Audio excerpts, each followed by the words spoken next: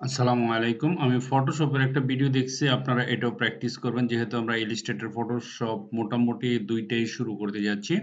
তো দেখেন এখানে আমি যে জিনিসটা দেখাবো অবজেক্ট রিমুভাল মানে একটা ছবিকে কোনো একটা পিকচার থেকে কিভাবে রিমুভ করে দিবেন। দেখেন আমরা যদি ফাইলে যাই, দেন ওপেন এ যাই। ধরেন আমি একটা ইমেজ নিলাম।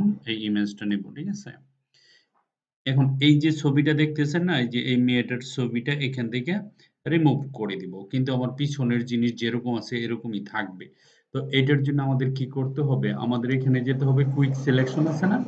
এই যে কুইক সিলেকশন এ ক্লিক করবেন। ক্লিক করার পরে এটা এই অবজেক্টের উপরে ক্লিক করবেন। ঠিক আছে? এই যে পাটা এখানে পায়ের উপরে ঠিক পায়ের উপরে ক্লিক করবেন। পাটা সিলেক্ট হচ্ছে।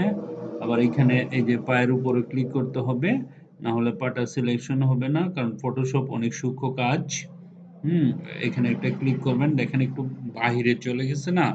এরকম হওয়া যাবে না। শুধু এই পাটাকে সিলেক্ট করতে হবে। বাহিরে চলে যাচ্ছে। না এরকম হওয়া যাবে না। ধরেন এতটুকু নিলাম। এই যে কাজটুকু করলাম, এই কাজটুকু করার পরে একটা কুইক সিলেকশন হয়ে গেল। তারপরে আপনি যাবেন কোথায়? আ সিলেক্ট এ যাবেন, মডিফাই এ যাবেন। মডিফাই এ গিয়ে একটু এক্সপান্ড করেন যাতে আপনার কোনো সমস্যা না হয়। আমরা এটাকে ৪ করে দেই। ৪ বা ৫ করে দিতে পারি, ৪ করে দিই। হ্যাঁ? করার পরে ওকে, ওকে করে দেন। একটু বড় হলো চতুর্দিক থেকে যাতে ছোট, ছোট জিনিসগুলি যাতে এবড়ো-থেবড়ো না দেখা যায়। ঠিক আছে? তো এখন আপনি কোথায় যাবেন? এই যে এডিট এ যাবেন। এডিট এ যাওয়ার পরে দেখেন এখানে আছে content aware fill. Content aware fill এ ক্লিক করবেন। যখন কনটেন্ট অ্যাওয়ার ফিল এ ক্লিক করবেন, ক্লিক করার সাথে, সাথে দেখেন এখানে অলরেডি নেই। তো আপনি ওকে করার সাথে, সাথে আপনার ঘটনাটা হয়ে গেল। ঠিক আছে? এখন আপনি কি করবেন? সিলেক্ট এ যাবেন। এই যে ডিসিলেক্ট করে দেন। ওই যে কালো দাগটা চলে যাবে। ঠিক আছে?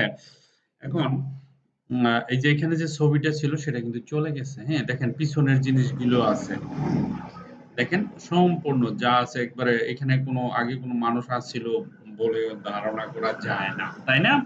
তো আমরা যেকোনো ছবি ৮ জন ১০ জন থাকলে একজনকে এরকম সিলেক্ট করে আমরা রিমুভ করে দিতে পারবো। ঠিক আছে? ফটোশপে।